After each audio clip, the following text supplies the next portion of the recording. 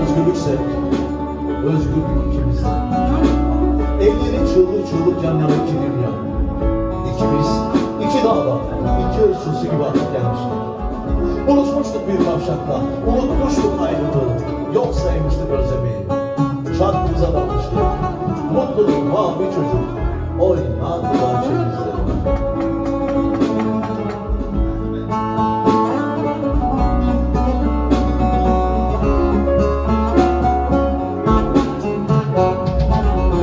Acı çekmek özgürlükse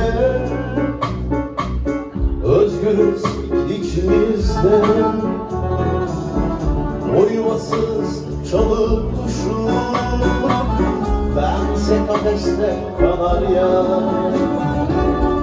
O dolaşmış daldan dala, savurmuş yüreğini. Ben bölmüşüm yüreğini başkalarına dizlere. Aramakmış oysa sevmek, özlemekmiş oysa sevmek. Bu yitirmekmiş yüksel bir oyuncağı.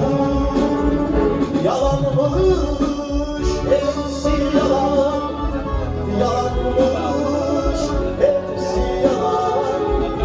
Sevmek diye bir şey varmış, sevmek diye bir şey yokmuş.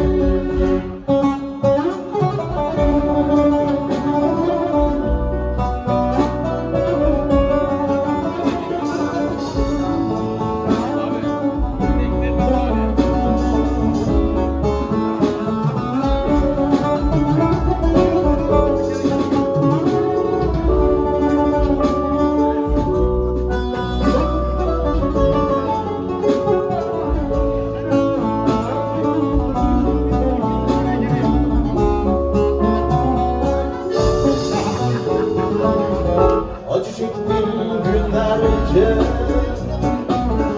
acı çektim susarak. Şu kısacık dolulukta, deprem kargaşasında yaşadım birkaç bin yıl acılara tutunarak. Acı çekmek özgürlükse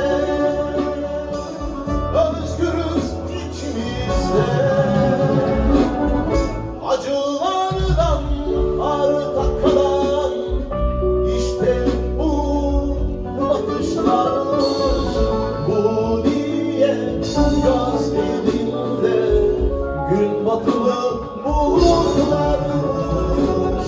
Yanmış hepsi yalan, yanmış hepsi yalan. Savrulup gitmek varmış,